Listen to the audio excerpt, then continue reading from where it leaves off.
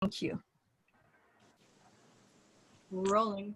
Okay, so welcome everyone. Today we're finishing up our worksheet on beloved Baba, and so we're going to be working on what we need from him in order to be happy. But as always, before we do that, I'm going to read a few quotes from the discourses. And so today this is pages 97 and 98. Between the two extremes of a life harassed by wants and a life completely free from wants, it is possible to arrive at a mode of practical life in which there is harmony between the mind and the heart. When there is such harmony, the mind does not dictate the ends of life, but only helps to realize those ends that are given by the heart. It does not lay down any conditions to be fulfilled before an utterance of the heart is adopted for translation into practical life. In other words, the mind surrenders its role of judge, which it is accustomed to play in its intellectual queries concerning the nature of the universe, and accepts unquestioningly the dictates of the heart. And then from page 115, it's just a brief phrase: divine love arises after the disappearance of the individual mind. Divine love arises after the disappearance of the individual mind. And then this last quote is from pages 129 and 30.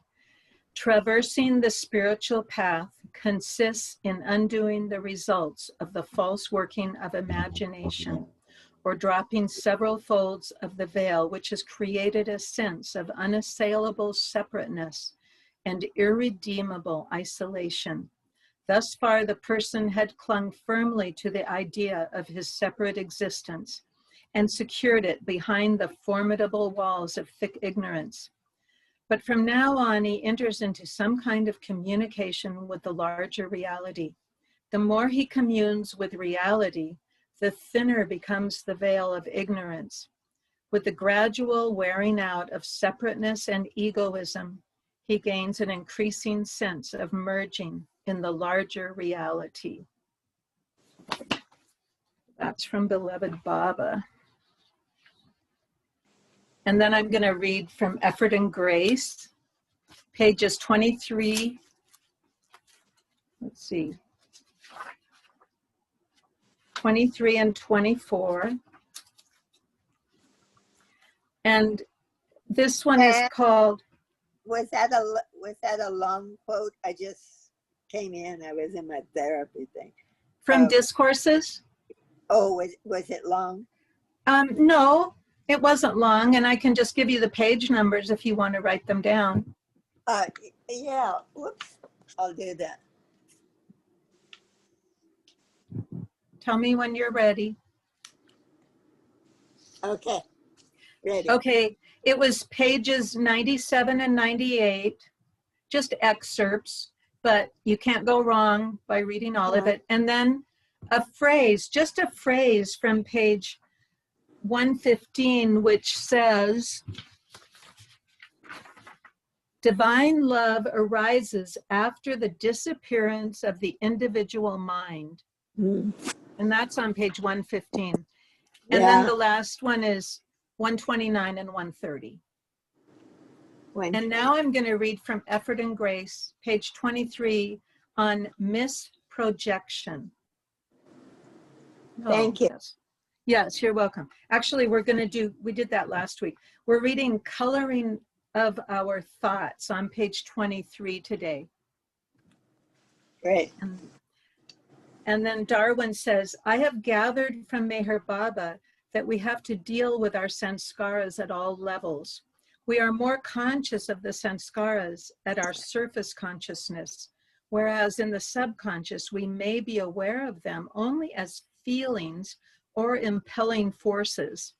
The relationship between conscious and subconscious sanskaras is that there is some coloring of our conscious thought because of our subconscious sanskaras.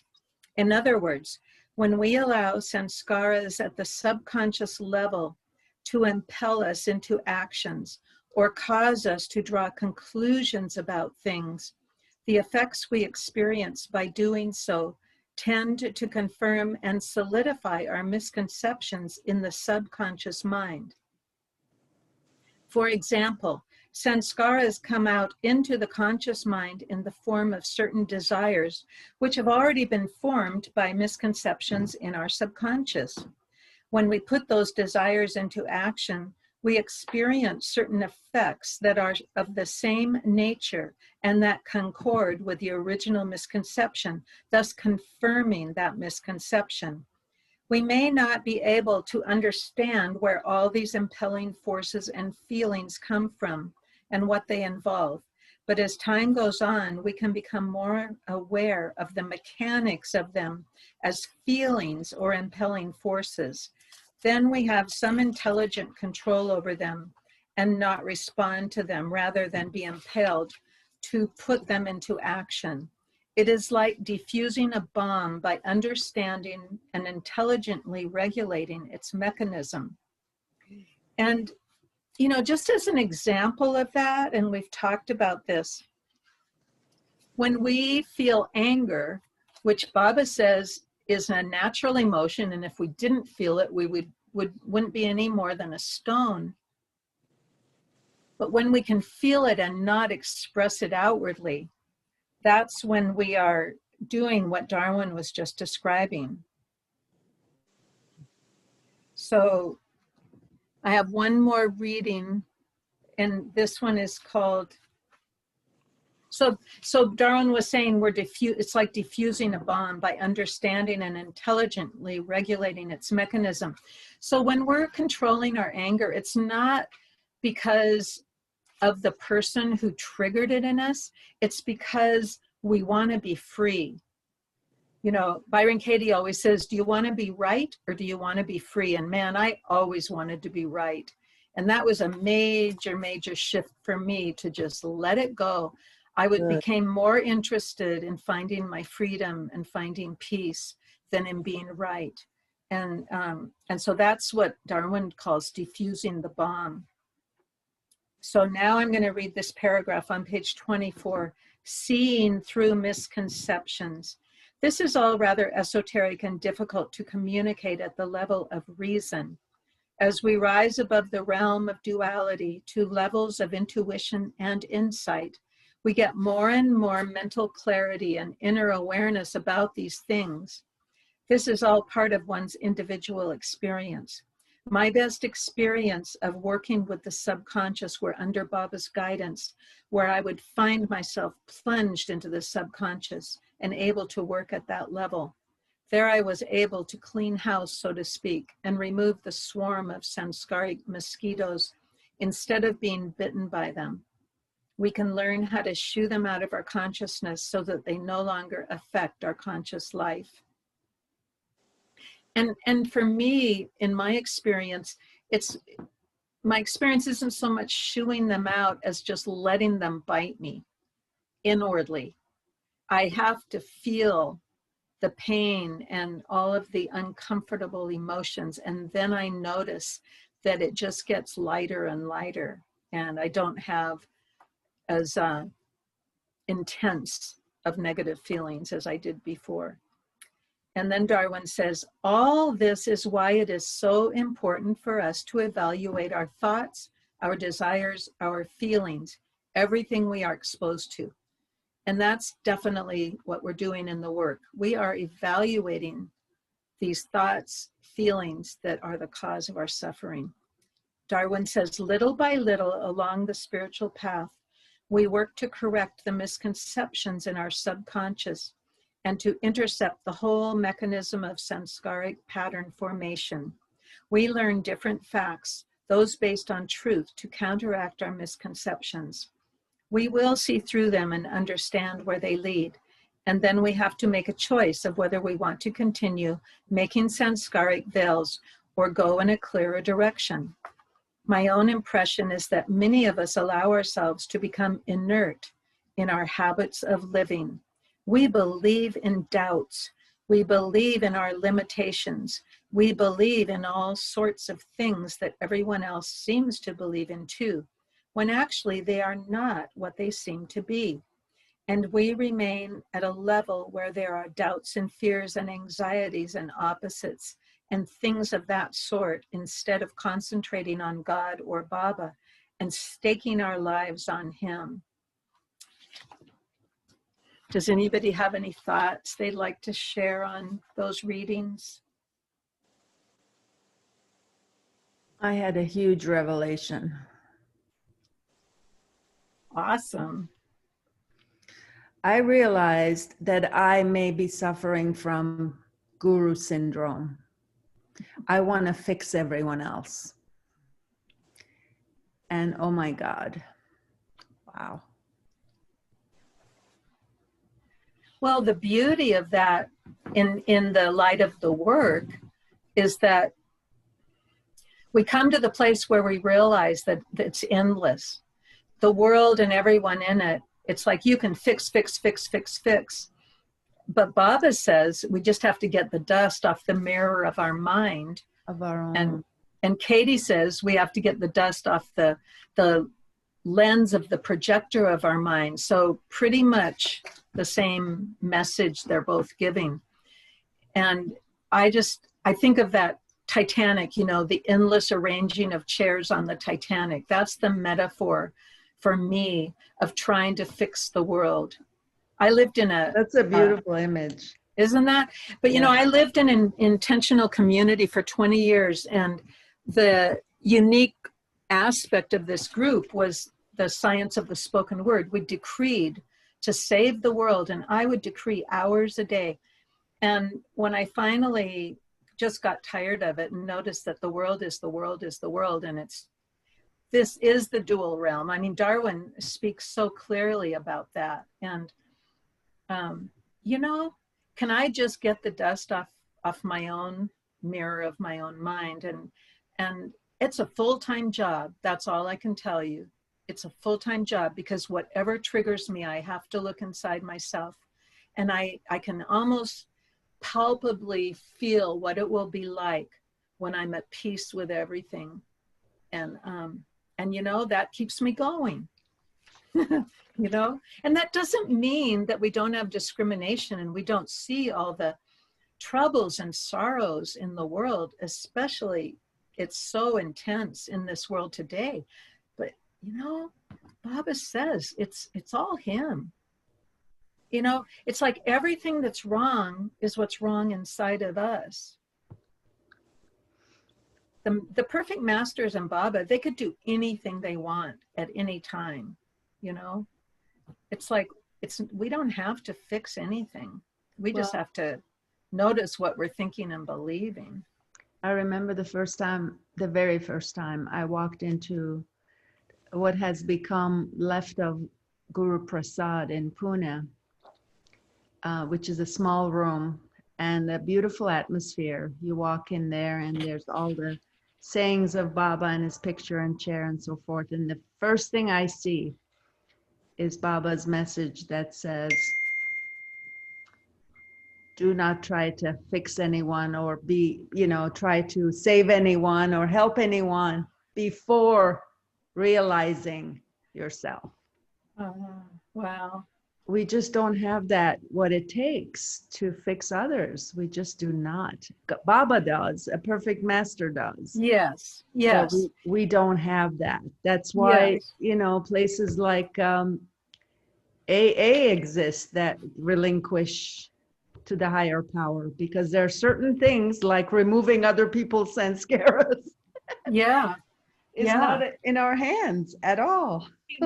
Something that is in my hands and in all of you who are here, I think, have experienced this too and do daily maybe, but holding space for others is something that is within my power, like doable at least. Like I don't want to help people or change or anything because I need that myself, but holding space is so valuable, I think. Beautifully said. Yeah. I mean, real happiness does lie in making others happy. And I needed to learn that I couldn't leave myself in order to make others happy. I have to be with inside myself, and from that place, then I can do service. But it's like, I notice a lot of times service becomes just leaving oneself, not even paying attention, you know, to what one needs to do to take care of themselves. And I mean, just an example that came up today is we've had this lovely young woman coming to work on the outside of our house, and she's staying with my son and daughter-in-law next door, and she's just lovely. And she needed to earn money, and we needed to get our house maintained. But I found her, she fell off the ladder today, and you know, she just was going to keep pushing herself. And I said, no. I said, don't worry about it. Stop. You have to take care of yourself. And I think that most of us are guilty of this. And somehow in there, Baba wants us to find a way to include ourselves in that circle of love. And it's a work in progress. It's not easy in my experience. You know, sometimes it's almost easier to just leave myself and go on automatic and just do what others need. But I don't think that's what Baba means. Does anybody else have anything they'd like to share?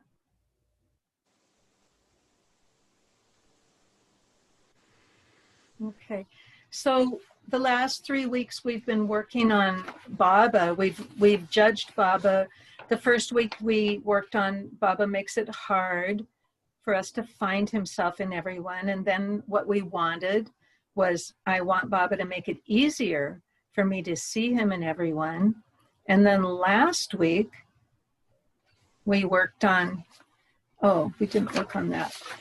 Do you have what we worked on last week, Diantha? But I changed it in the middle of it. Baba, I think we worked on Baba should make it easier for us to see him in everyone. And anyway, I think that's what we worked on. And this week, it's what we need in order to be happy. It's the statement 4. In order for you to be happy in this situation, what do you need Baba to think, say, feel, or do? Well, that was the one we were going to do, but we didn't do it. So Here's that's what okay. Last week was Baba shouldn't create this headache for himself. No, actually, we didn't do it because I realized that was the plan. Okay. It doesn't matter. Okay. What we did was we said Baba shouldn't make it, Baba should make it easier or something like that for us. Right, we came up with one on the fly with everybody. It was on the fly because yeah. I realized that I was going outside of the umbrella statement of the worksheet. I thought it would work because I loved Fareshte's statement about Baba, why do you create this headache for yourself? But having said that, this week we're going to work on what we need from Baba, what we believe we need from Baba in order to be happy. And so we're going to work on, I need Baba to help me express love naturally to everyone. And so that's going to be our work today. And I'm going to read a letter that Mani wrote that is really in line with this. So I need Baba to help me express love naturally to everyone. So this is from Letters from the Mind&The, page 28. So Mani says, your letter brought deep joy, the joy that comes when one feels his love reflected in the heart of another. Beloved Baba has said that although he has come for the many, he is for the few. We have seen that when the time comes, he awakens his few through some outward medium, and the door of the heart opens at the knock of one or another of his many hands. Although Baba's love for us is as silent as his silence is eloquent, we find a need in expressing our little love for him in one form or another. But this is truly best done when we let his love soak into our very being, so that everything we do and say expresses that love as naturally and as simply as a flower unfolds its petals. And I just loved that sentence. And so that's what inspired naturally. Let us naturally express his love to everyone. Hence, the part of your letter that touched me was your saying, I shall try my utmost to put his message of love and truth in my day-to-day life. May Baba's love bless you to carry it out. Remember never to despair at lapses or so-called failures. Just try your best and leave to him the rest. A whole span of life, or even eons of lives spent towards achieving true obedience and surrenderance to the One, cannot be too much when measured by his love and compassion. So that was dear Mani, whose reunion day we're celebrating today. Okay, so let's just take a few gentle breaths, and everybody knows the drill. And just please unmute if you're willing to share your inquiry. And then I know when it's time to go on. And just relax. When we take these gentle breaths, it really helps us drop inside. We're going in and accessing that inner wisdom. That's the voice in our heart, the voice of intuition, the voice that we know is beloved Baba's. So is it true that I need Baba to help me express love naturally to everyone? Is that true?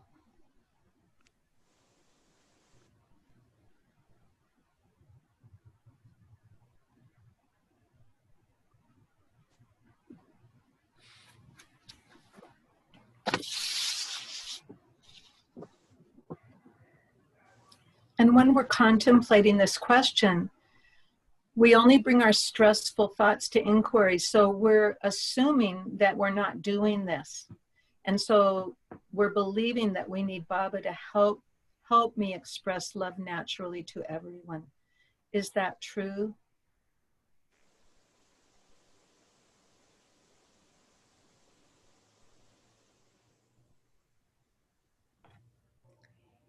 It's a conditional yes for me. Yeah. And this is kind of a tricky one, because as Baba lovers, we really do, our goal is to just let Baba take over. But I would say no to this one, just because in my heart, I believe Baba's already helping me, and it's only my ego that's blocking it. So in that light, I'm going to say no.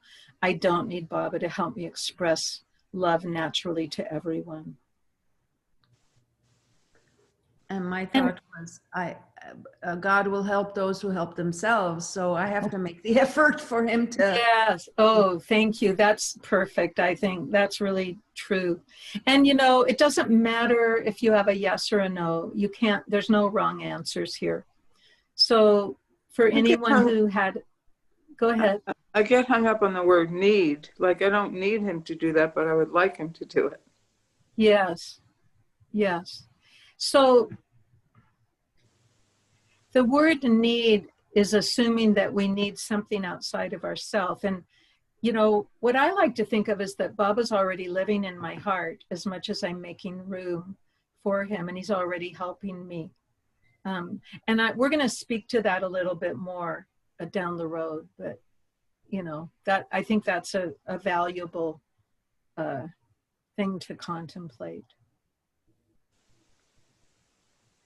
So what I'd like to do is to just move on to question 2 for anyone who said yes. Can you absolutely know that it's true that you need Baba to help you express love naturally to everyone? Can you absolutely know that that's true? No. No.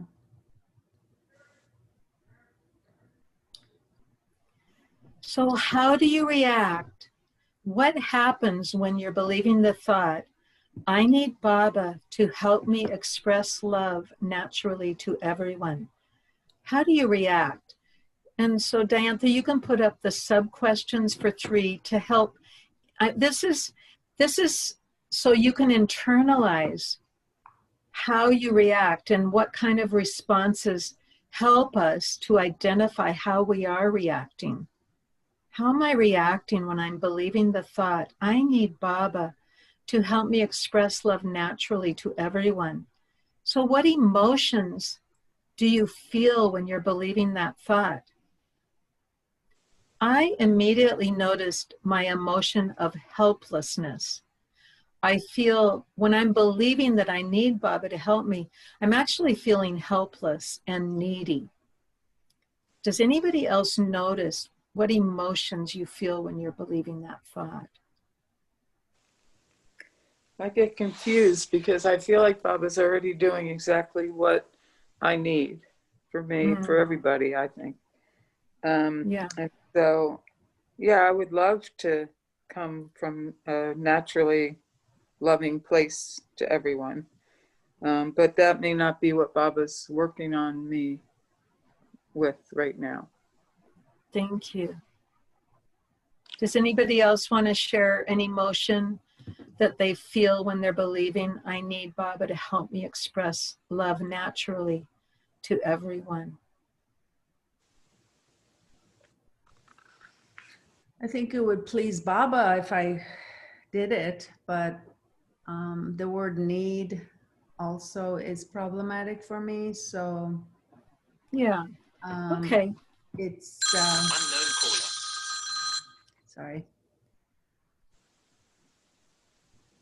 I would like to be more in a partnership with Baba rather than this needfulness, because that puts us back into organized religion and getting on our hands and knees. And I think if we bring Baba into our life as a companion, then we're like become partners in crime, you know, like him and I together, rather than me needing him to do something. It's like a partnership. Yes. Yes. And so, your comments are all valuable, and it's not how you react. And so for some, you may not even believe that you may never have the thought, I need Baba to help me express love naturally to everyone. If I'm believing the thought, I feel helpless. And so let's just go on and notice if you were believing, and if you need to adjust this statement just to make it work for you, if you can find something that you're believing that you need from Baba, I want you to notice how you're treating Baba when you're believing that thought. And so for me, when I'm believing I need Baba to help me express love naturally to everyone, again, I'm treating him like I'm completely dependent on him. I don't have any self-agency. Kind of like the whole thing you were just saying, Fareshte, about the organized religion. You know, kind of like the poor groveling person who has no, self-agency. For me, it's sort of acting as if he's depriving me when he's probably not. But So you treat yourself like you're deprived. Yeah, and I treat him and he's like the depriver. Yeah. Yeah.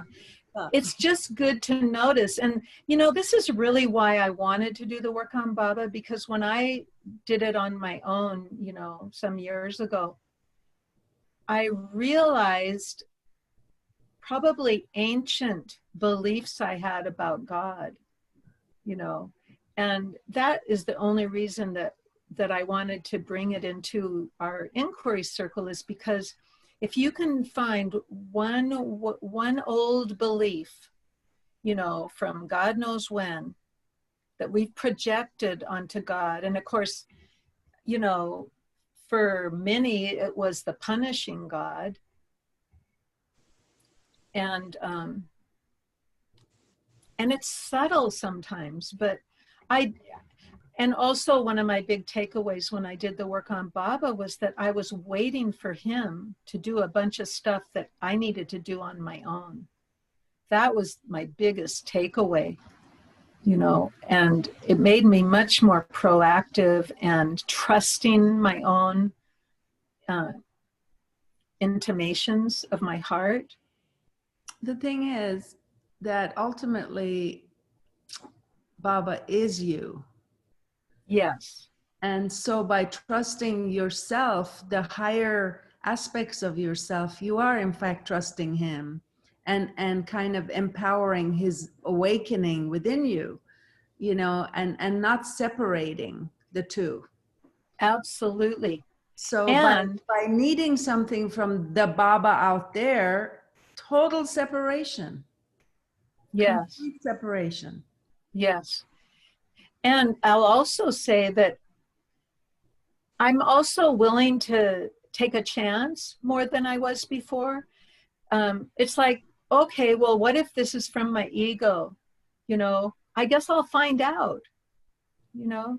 I mean, for instance, like giving a talk at the Circle of Friends in 2019 on, you know, Meher Baba. I mean, I entitled the talk Meher Baba's Mononash and the work of Byron Katie.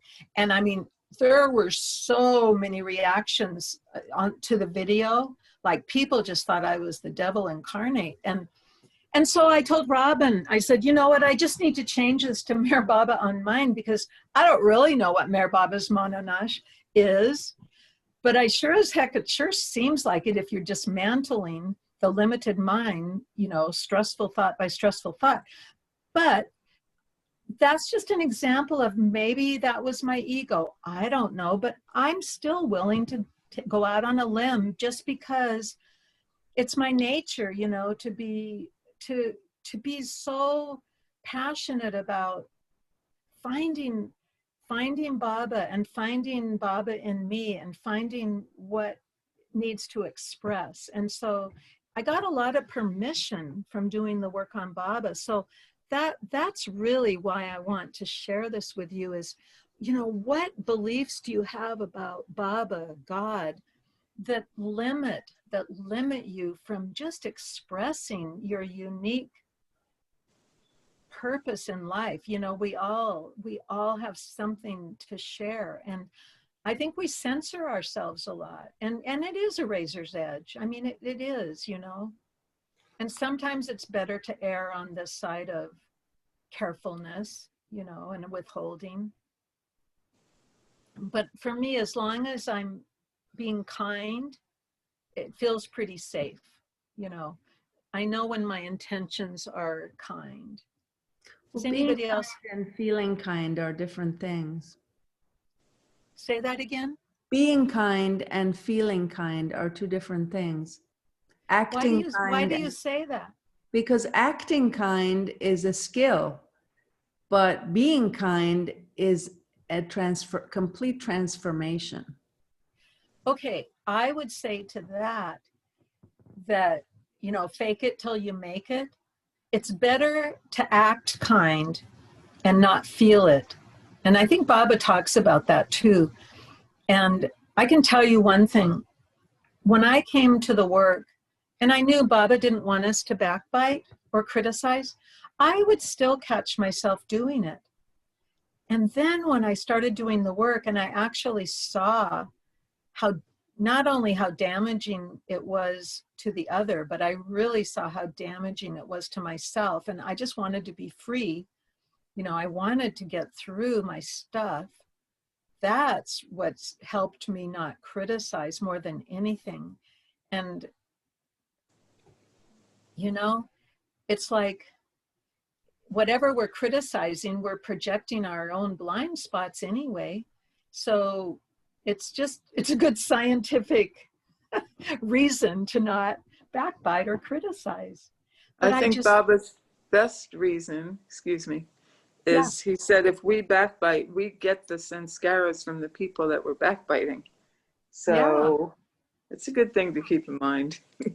Yeah, but I would forget that. Yeah. And when I realized, I think when I realized that if I criticize someone, I'm just projecting my own stuff. And it's not an exact trade-off. You can see things in someone, you know, when you have a discriminating mind, you can see a lot of stuff. I mean, think of all the stuff Baba sees in all of us. My God. And he doesn't tell us everything about ourselves that we aren't ready to know. And so we just have to be more like that.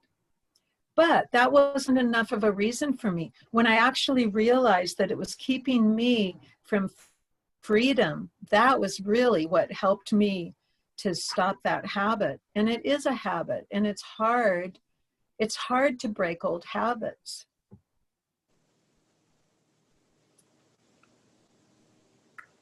That was helpful, some of the things that you said as far. I was thinking that what I need to say more than I need Baba to help, the sentence you had, is I wait for him, or I try to listen to get guidance about situations that are going on here that are difficult. And it helps to think that I don't need to wait. I need to act on whatever I feel like acting on and then see what happens. And I remember quite a while ago when I realized that, because I was afraid to do anything. And I realized that, you know, just do what feels right, and then you'll find out whether it's right or wrong or not. But just do it, you know.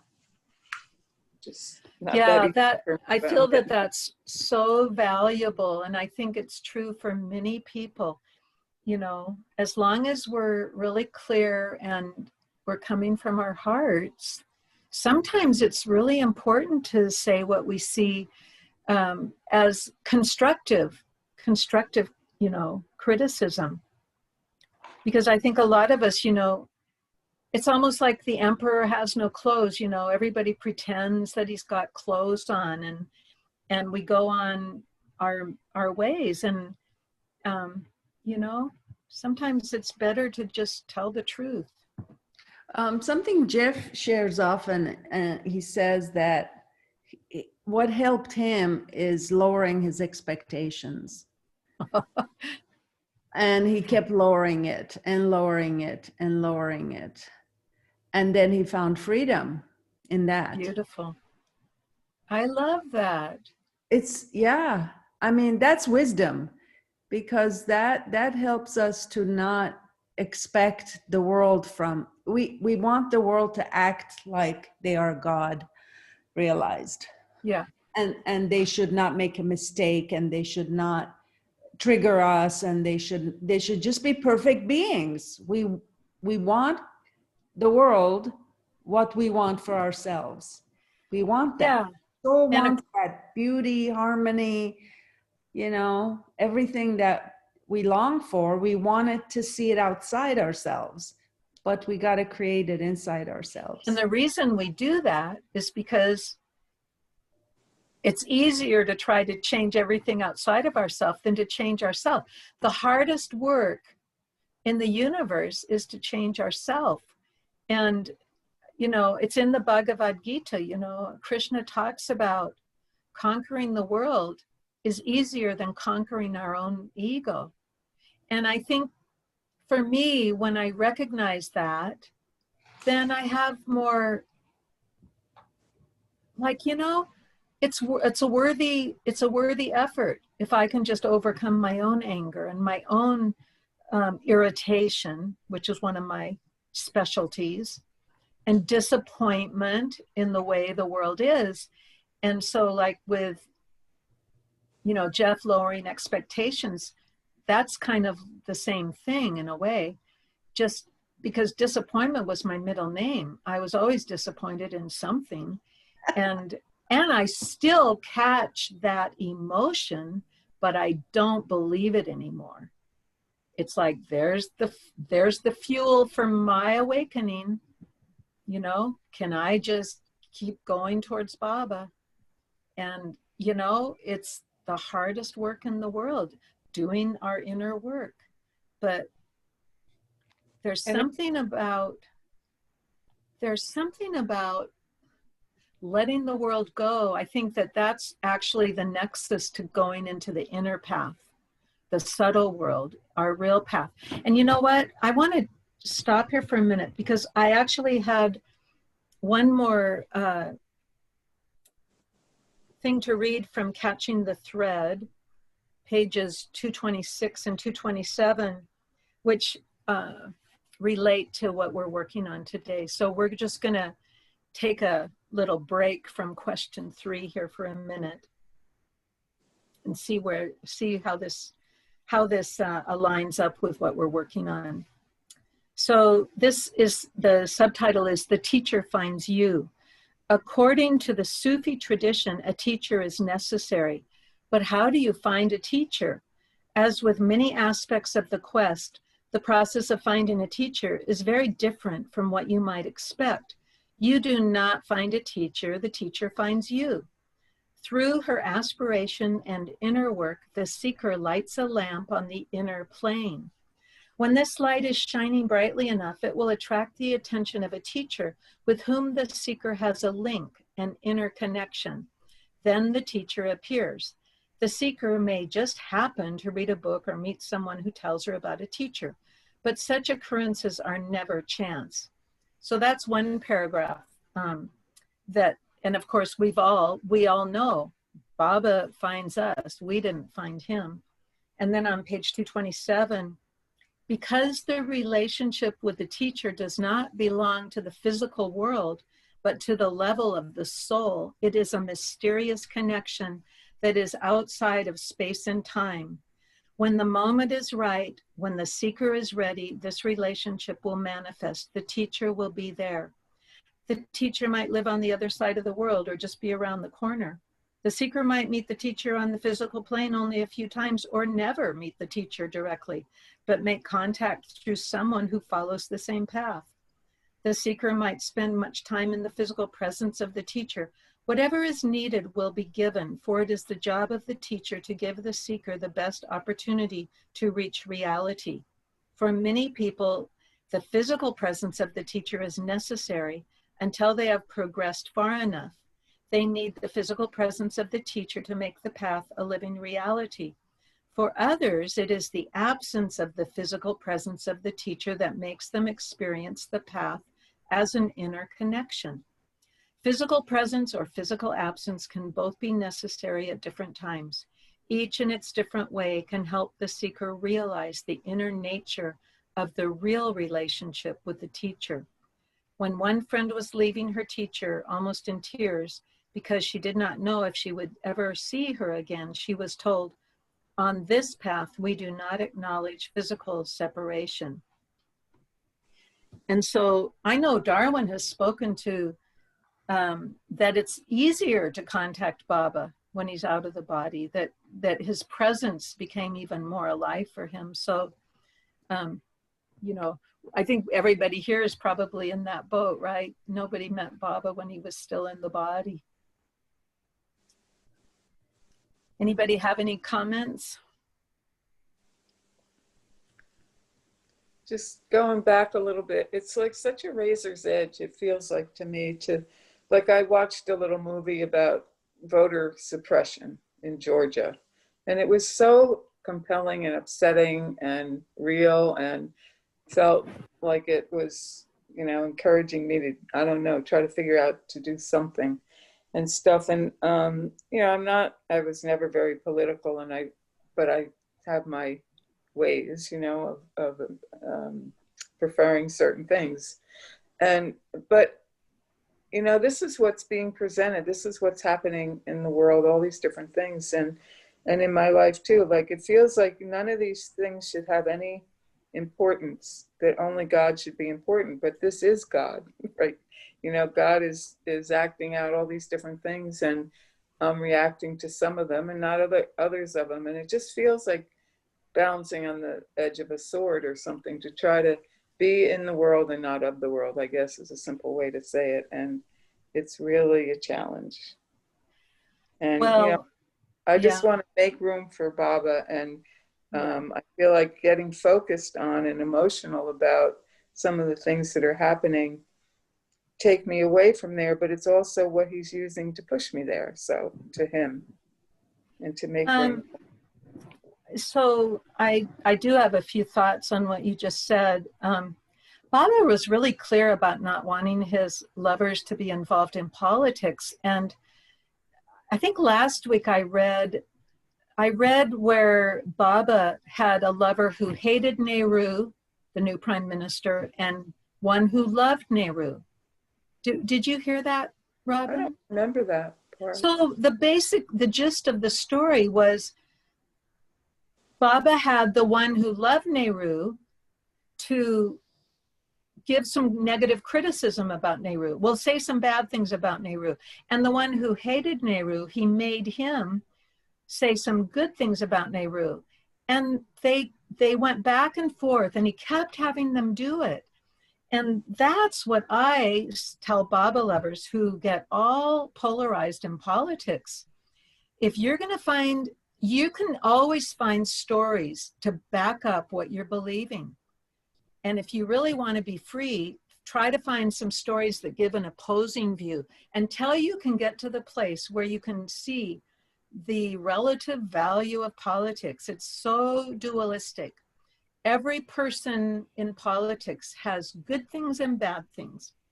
And if you put on your blinders and only want to see the good in one and the bad in another, you know, I think that's why Baba doesn't want people to be political. It really does take us away from him. And so that's all I'll say about that. As far as some people might have a dharma to be in politics, but I don't think Baba lovers do. And he wanted Gandhi to leave politics. You remember that? He wanted Bobby. He knew what was going to happen to Gandhi, and Gandhi's still going to be a perfect master, but it was still a willful ego that made him continue to do what he was doing. So he basically delayed his coming to Baba. You know, by lifetimes, 2 or 3 lifetimes, he would have to wait. So I would be really careful about getting too wound up about politics. You know, it's much nicer to just watch this show. Baba has it totally in hand. There is no doubt in my mind. He's got it covered. Well, there's, I don't know, like Anne and I signed up for a class where a woman is going to talk a lot about in depth and go through a lot of stuff about bigotry and stuff like that, which in a way it's not politics, it's human nature and trying to get past politics and past, you know, trainings and I don't know, and then to try to not necessarily spread it out, but if you can accomplish things in your own self, then it helps everybody else, however that takes form. So the reason we're attracted to things is it's because that's what we need. So you may have some unconscious bigotry that you're trying to bring to the surface so that you can deal with it. And that would be a reason to take a class on bigotry. So I just noticed the people who are out there protesting and all that, it's because they haven't realized how to go beyond bigotry. And people who are very talking about diversity and inclusiveness, I just noticed that they're very selective on what they're inclusive about. So if you just know that everything you're doing is for yourself, you know, that's really it. Like for me, I do the work because I really need to do this process to bring up whatever is unconscious in me that I'm thinking and believing. And that's why I do it. And that's why I share it, because this is my passion. I need to stay in the work. And I noticed that Baba's words really harmonized with everything that he taught. And so that's, you know, that's it for me. Anybody else have any comments? So I like to tell Baba that I don't really want the world to get all medieval again. Yeah, well, but that's one extreme, and the other extreme is totally controlled, you know, dictatorship or whatever. You know, it's like, do we? But the thing is, it's already been written. That's the beauty of it. The destiny of mankind for the next 2,000 years, Baba said. He yeah, wrote the script for the next 2,000 years in the yeah. SEC cave. So the only thing we have is our own, you know, our own self. That's the And immediate and direct access to, and yeah, Baba gave us so much about, he didn't spend a lot of discourses on how to change the world and how to change others. He spent a lot of discourses on the elimination of the ego, which yeah, is, you know, here yeah, now. And that's all And part of the script too, our yeah. journey. it's And our I would, and I but would, it's the individual's journey. He didn't really talk about collective. He talked about this, collective karma and national karma and so forth. But for the disciple, he didn't spend a lot of time saying, go out there and change the world. And I especially saw since it it's a with that, dream. Robin. I This did. world is a dream. It's an illusion. And so, for instance, if we have fear of a dictatorship or of going medieval, then that's our work. Where am I a dictator? Where am I going medieval inside myself? That's what the work would do. Although I mean, you know, Byron Katie would say, if you're really passionate, like she would talk to environmentalists, she would say, go get educated, present your material to the powers that be, the corporations, whoever you believe is destroying the planet, but do it without anger. She said, because the anger that people, you know, she said she worked with recovering environmentalists because so many people were angry. And so that's polluting the planet too. Our own emotions are polluting the planet. So all we can do, if we're really passionate, is get educated, present it to the offending party, and just go about our business. And, you know, it's like, it's such a long-term habit of trying to change anything but ourselves. And that's what I've come to see in the work. It's like, you know, we just believe our own bad press releases.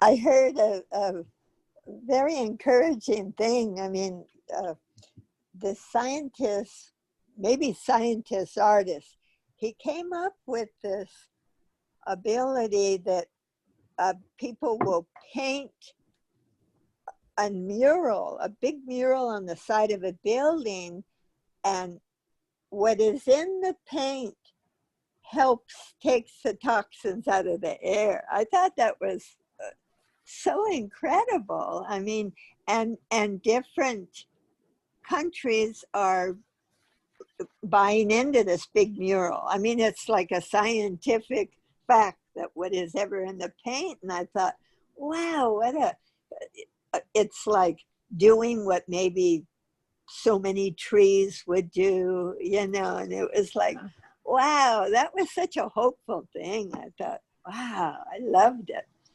There's no limit. There's no limit to what love can do. I mean, in the blink of an eye, the masters could make the world harmonious. But you know what? We wouldn't realize God because we haven't brought our stuff out and dealt with it, which is why the world is the way it is. And when we do that, we will clearly see that everything is exactly as it needs to be. But I mean, just what Rosalie said about the paint, I believe anything like that is possible. It really is. Yeah. And I did want to say one thing about the politics. There was a man, Nashawan Satta. He's one of Eric Jeswala's uncles. Baba allowed him to get involved politically. He was helping Gandhi in the cause, you know, to break free from England and all. And Baba says, you can go ahead as long as you remember who your boss is. I am your boss. Nice. And he was thrown into prison 5 times. It's just really interesting. And once he was in prison, and Dr. Ghani gave him a homeopathic manual. He became a homeopathic doctor in prison. I mean, it was just a beautiful story, a beautiful soul. And he was one of Eric's, it was a big family.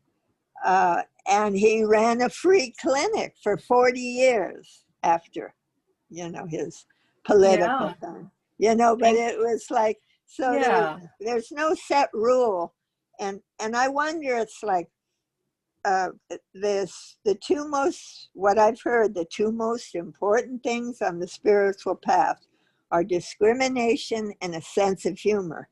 I like that.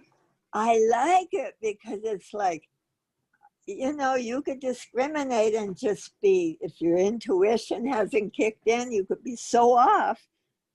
And then you could have a sense of humor about it. Okay, give it another try. It's like, when I heard that one time, I thought, I like that so much, because even in that little card, don't worry, be happy, do your best, don't worry, be happy.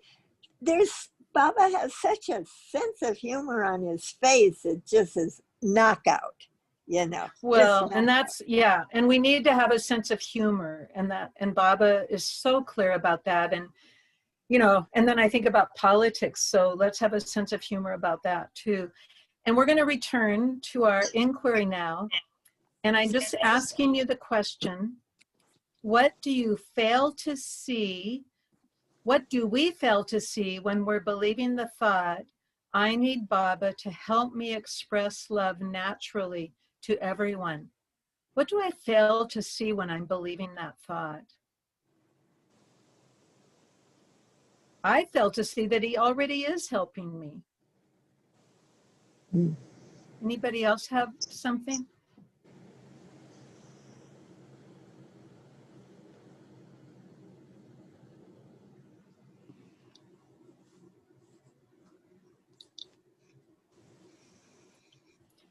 I just noticed that I have to do my part, which is to really, for me, that means to meditate on his picture and read his words and feel his presence.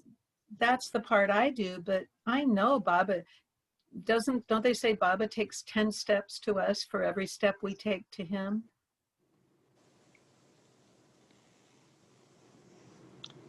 Baba says that he needs us to kind of get out of the way and let him do the work. Oftentimes we're in the way of him doing the work, and he's very patient. He just steps back and says, okay, you do it. But really allowing him to do the work is by getting out of the way. Yeah. So let's move on to the last question. So you can put Baba's picture back up, Diantha. Who would you be without the thought, I need Baba to help me express love naturally to everyone? And it's kind of like what Fareshte just said, we would remember what the Baba just wants us to get out of the way. So who are you without the thought? Does anybody else have a thought to share? Feels like I'm more merged with Baba. Beautiful, thank you.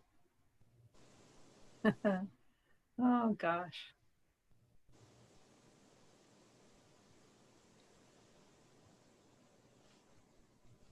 Okay, well, if anybody else has something to say it now, because we're going to move on to the turnarounds.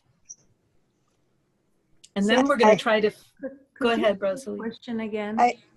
I had one thought, that in this particular Advent, to actually see this beautiful form moving so harmoniously and fluidly and interacting with whatever, the multitudes. It is such a tremendous grace, you know, when I think of that. And I never could have even thought of posing that question, but, you know, he is the perfect human. He's the perfect human. He takes form. And, you know, of course, we would look to him for the perfection, you know. And to see it even on film now, it's just over the top and out the sides. And, you know, it's so beautiful. Yeah. Okay, With thank you. Our technology, you know, that's the upside. Okay, I'm going to pull it back because that's my job as a facilitator. I have to keep us in the inquiry, and we're going to actually finish the worksheet today. So, Diantha, if you could post the turnarounds. So I need Baba to help me express love naturally to everyone. So we're going to first do the turnaround to the self. I need me to help me express love naturally to me. That's a complete turnaround to the self. That's kind of a mind bender, but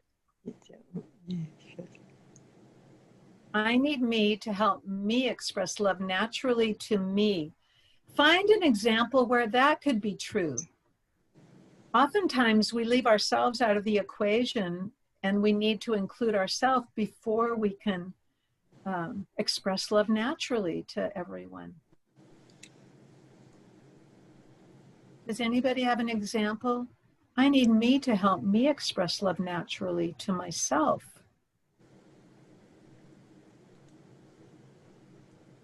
For me, it's about just taking some time to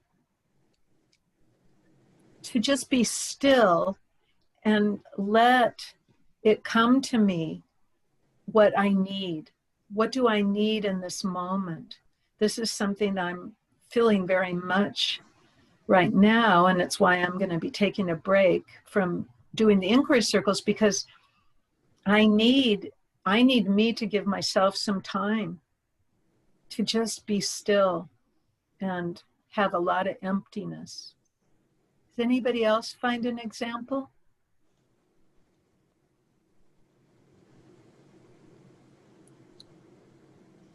I like that in the Effort and Grace, Darwin speaks of the glow of love, the glow. And that's what I sort of think, you know, you need to be slowed down or just to feel the glow. You know. Thank you. Yeah. And it's different for everyone, and it's different at different times. But like I've been noticing that I just need me to slow down. And I think that is going to help me express love naturally to me. Okay, so anybody else have any example? If not, we'll move on to the turnaround to the other. I need me to help Baba express love naturally. That should say to everyone. Sorry, that's a typo. I need me to help Baba express love naturally to everyone.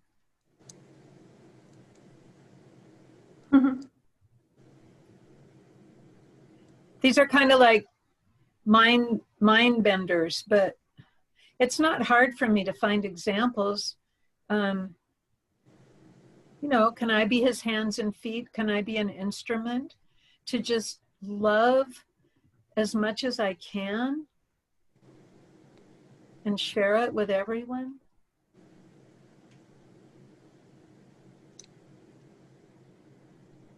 It almost seems like express could be changed to reflect also. I mean, I know that the original word is express too, but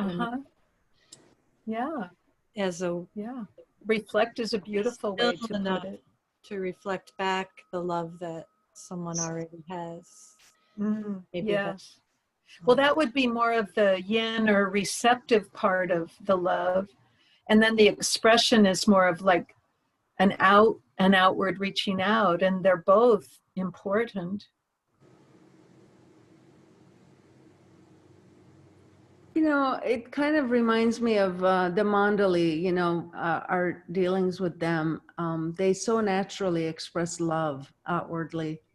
And I'm wondering if that isn't because their ego was pretty much nilled out.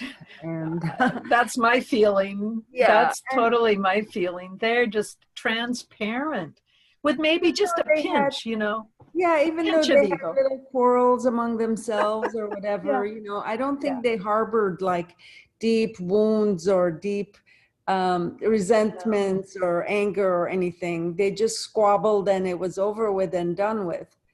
Yeah. And, you know, Baba trained them for that. So I need me to help Baba express love naturally to everyone. I want, not need, I want Baba to help me, to help Baba express love naturally through me to everyone. That's what I want. I don't need it. I want it.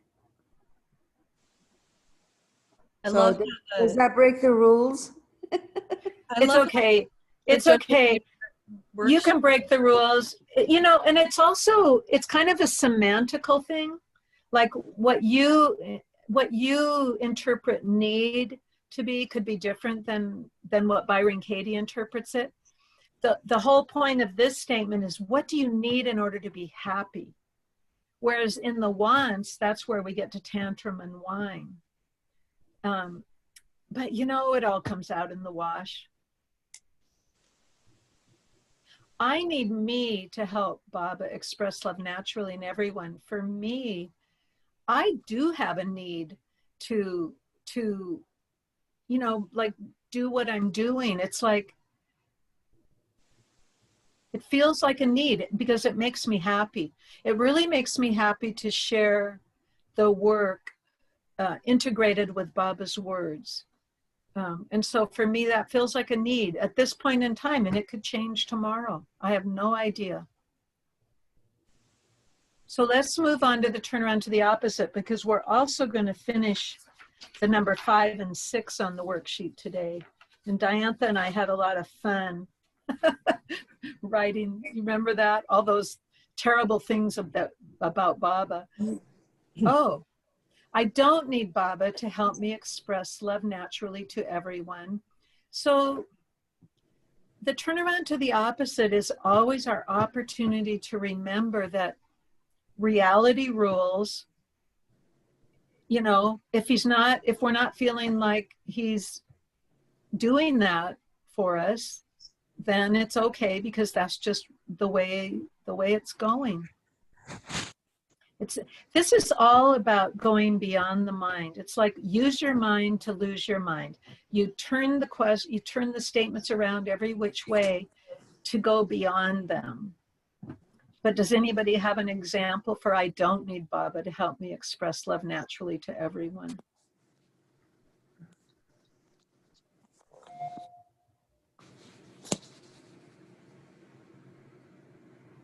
I mean, in reality, we're all one. So it's all just happening. Perfectly. What, Robin? Perfectly. Yeah. Ultimately. Yeah. We don't quite see it, but life is unfolding exactly as it has to. We're always moving closer to him. And this is how we're doing it. Maybe you don't need what you already have. Yeah, that could be true. I mean, and you know, different things are true for different people. So, you know,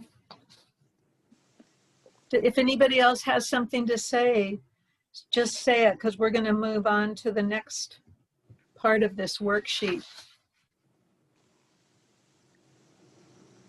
So number 5 says, what do you think of Baba in this situation? This is our complaint against him. You know, Baba makes it hard to find himself in everyone, and we could all find an example of someone who, you know, it was really hard for us to see him in everyone.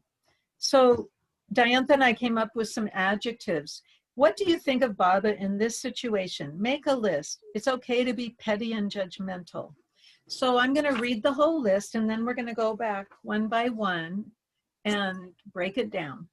Baba is enigmatic, slippery, challenging, puzzling, impossible, cruel, untrustworthy.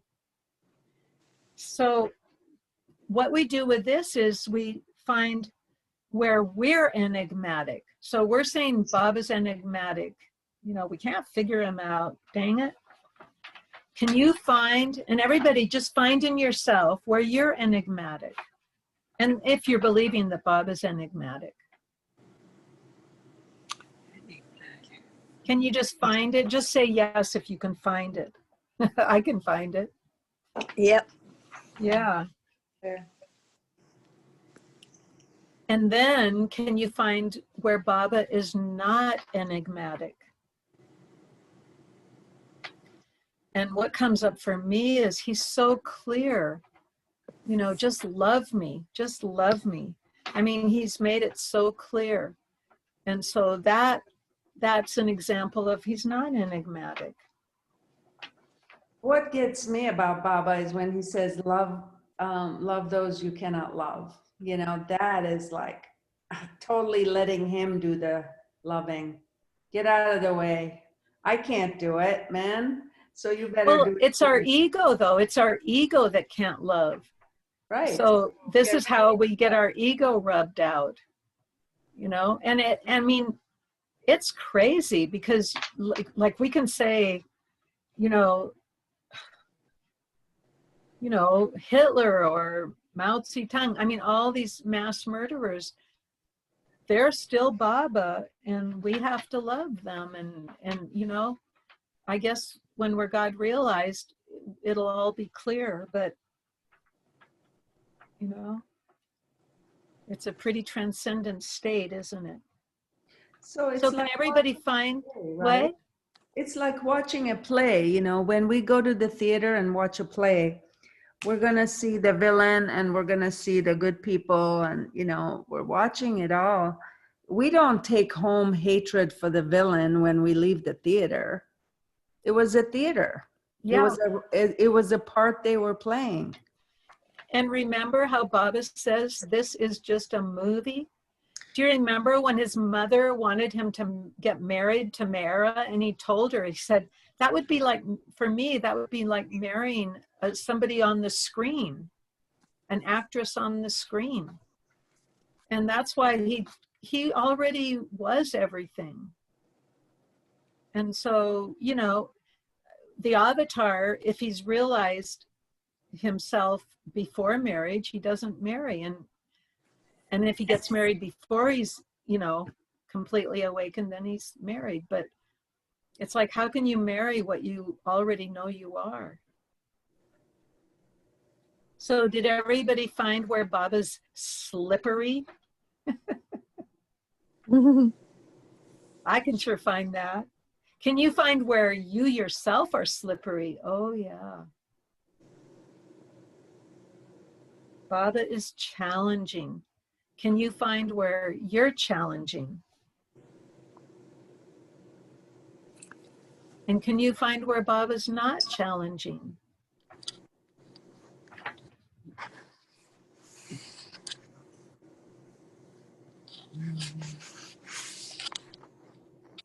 Baba is puzzling. Can everybody find that? And then, of course, find where he's not. And where am I puzzling? Yes, I puzzle myself. Baba is impossible. Can you find where I am impossible? And where Baba is possible? Baba is cruel. Can I find where I'm cruel? And where Baba is not cruel? Every time we're doing this, we're just developing neural pathways into that right hemisphere of the brain. that helps us just see that bigger picture of life. In other words, Baba being everything and having all attributes, good and bad, ugly and sad, happy or mad. We are all Babas in works in progress, and we have all those attributes. There's no way we are not having any attributes. We have it all. Yes, and when we can acknowledge that, that I believe helps us to be more tolerant of everyone, because I know what an enigma I am to myself, and so of course, you know, the world is enigmatic too. It's just so easy for us to project our blind spot and try to label different people and things in life. And this exercise helps us just wear down that kind of the knowing mind. You know, we were saying not knowing is a wonderful place to be. You know, Baba says knowing that we don't know anything is real knowledge. We just don't know. And that's very liberating. So Baba is untrustworthy. Well, yeah, in some ways he didn't keep his promises, but, you know, makes life interesting, doesn't it? Can you find where you're untrustworthy? All the time, I can. And can you find where Baba is trustworthy?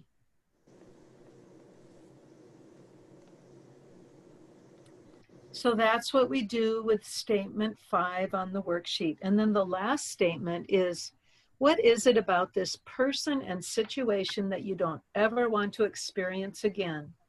And we wrote, I don't ever want to not be able to find Baba in everyone. I don't ever want to experience that again, where I can't find Baba in everyone. And then what we do with this last one is, I'm willing. I'm willing to not be able to find Baba in everyone. Because guess what? It's going to happen. But we're willing because we know that what triggers us is just showing us where our work is. It means we just have to plow back into looking to see Baba in everyone that we can't see them in. And I look forward to not being able to find Baba in everyone, because I really want to be free. I want to become one with Baba, and I'm going to just take the path all the way to the end. Well, you So know, that's it occurs to me that we can't lie to ourselves. If we see something that we quote unquote judge as one way or another, why don't we just say Baba is that? Baba is one way or another, rather than trying to negate it or lie to ourselves and say, no, it's me. Baba is. It's Baba out there. I'm looking at Baba out there. well, I think that's a great thought, you know, and yeah, I think it would be very helpful to do that. Because we have to be honest. Yeah. Everything is Baba. But you know, what comes up for me is, remember in The Violence of the Brave? You know how Baba says in The Violence of the Brave, if you have to do violence to someone who, because they are, for example, attacking a woman or a child, Baba says in his Mer Baba on War, all the quotes are put together of everything he talks about war and violence. You know, he says that we have to do that. Unless you're an enlightened being, you know, it is appropriate for us then to do violence. So I guess we could say Baba is that man who's abusing the woman, and then we'd still go attack him because we know that's what Baba wants us to do, to defend the woman. What do you think about that? Yeah, makes sense. But we could still say Baba's the attacker. And Baba is the attacked. Yeah. I mean, this is deep stuff. It makes me think of what Baba said about Judas and how it was a setup. You know, Judas was destined to betray Baba, and you know, and he got his liberation and all that, but he had to play that role. So everybody's playing their role. Isn't that something? I have a question. When something, like say a horrible auto accident and people, or you just avoided one, and people usually say, oh, that was a grace. But a horrible accident happens and I seldom hear people say that was a grace.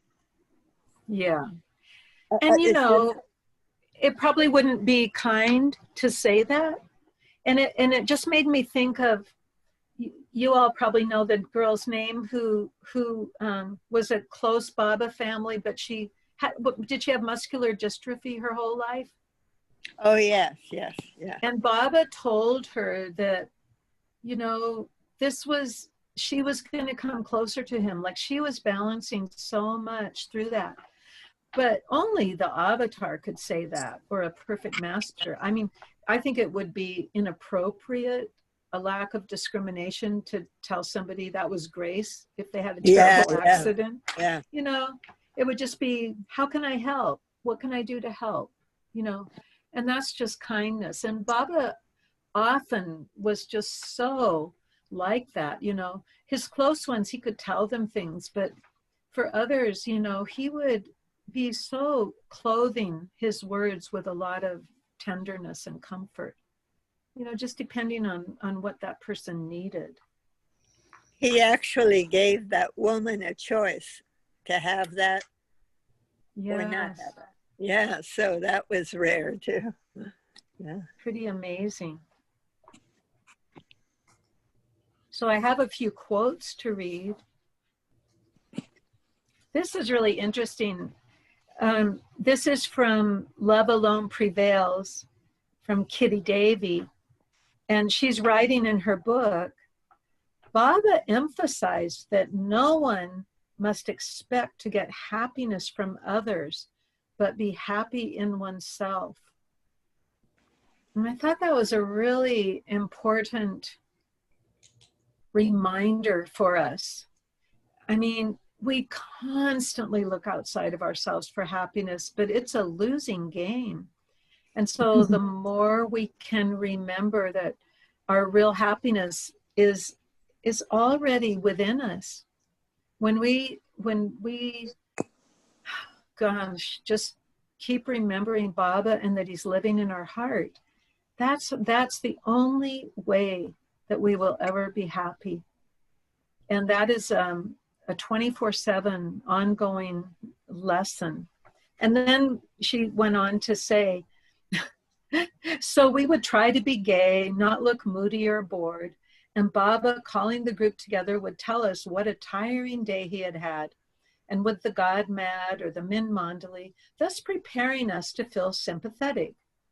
I want to relax. I want to laugh, he would begin. You, pointing to one of the group, sing me a song, to another, tell me a story, a funny joke. If this brought no response, tell me something amusing about your school days, act something, dance. There we sat, glued to our seats, frustrated, getting redder and hotter. Says one, I have never sung. Another, I have never danced. I am no good at storytelling. I remember no jokes. Baba goes on hammering. What? You tell me you love me and want to please me, and when I ask, you say no. What kind of love is this? Some of the group responded spontaneously, but to Rano and me, these times were a trial beyond description. Anyway, that first sentence, Baba emphasized that no one must expect to get happiness from others, but be happy in oneself. You know, the Mandali, they went through so much, and, you know, so we have it so easy in so many ways in comparison. And this is my final quote for today. It's from Lord Maher, page 1631. And he was talking, let's see, I'm not sure where he was. Anyway, he was talking to a nurse. It was somebody, a Westerner that he had an appointment with, and she was telling him, I'm so tired of life and very unhappy. I don't see how I can improve. And Baba reassured her, everyone is unconsciously tired of this life because everyone seeks happiness but knows not how to get it. But life is so beautiful. It is meant to be happy. I will help you. Then things will appear changed. You will see it. It is always the outlook that counts and not the object. Today you feel tired, upset, seeing nothing beautiful in things around you in life. If tomorrow you do not feel bored but cheerful in the same things that appeared so black to you yesterday, it is all due to changed mentality and outlook. The easy way is not to make so much of things. Take them lightly. Say to yourself, I am meant to be happy, to make others happy. And gradually, you do become happy yourself and make others happy too. Don't suggest to your mind, I am tired, haggard, depressed, etc. That will make it worse. Always say, all is well and beautiful. I will be happy. So this was our week for focusing on happiness. And we are so fortunate to have Baba. That's all I can say. If anybody has anything they'd like to share, this is the time.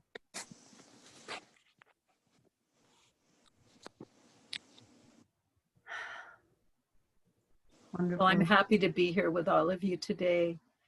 And I definitely look forward to seeing what's next. I have no idea, but I trust that Baba will help me. And if anybody has ideas of inquiries that you'd like to do, you know, you're just so welcome to email me as I take my vacation. I guess I'll just sit in the garden and look at beautiful flowers until my knee feels better. Do you feel you will be back at some point? Well, I feel that I will, but I don't know what it looks like. Yeah. You know, I just don't know. I mean, there's so many possibilities, you know. And it really also depends on what people want. I will say that I do get emails now and then from people who have found these videos, and they you know, when people tell me how much it's helping them. I had a man write to me from the UK from watching the work on Baba, and he said it completely changed his relationship with Baba. And that just, you know, that makes it all worthwhile to me, you know. Well, thank you honestly, so much, Anne. oh, it's For all you're these so welcome, questions. Jackie.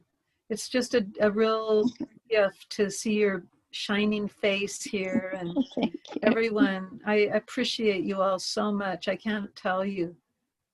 You know, it just is a real grace to be able to come together, and I really trust that Baba will inspire me to know what to do next. And I'm always, like I say, I'm always happy to hear from everyone. So Thank you. You've been a real gift. oh, thank you. You are a gift to me too. And dearest Diantha, thank you so much for always being here to make it happen. We miss her. Yeah. No problem. It's Okay. such an interesting work. You know, I find it just very appealing. It just feels so creative. I don't know. We only see your little finger. Yeah, well, that's an important little finger. Yeah, but anyway, I find it quite delightful, and even the questions posed, I would have I couldn't relate to them, but that sort of drove me out to to create something. Yeah. You know, it's a fascinating work, really, and especially bringing it, having the Baba quotes and just quite. Yeah. Well, and I'm sure one thing I'll be doing is delving into my reading again because, I just have, summer is usually a time when I don't read as much but as the fall comes, I'll be able to get inspired reading Baba's words and just sitting and contemplating life and whatever arises. I have faith. And this I'll stop recording now, just so everyone knows. I'm gonna. Okay, thank you, Diantha. And I was thinking you might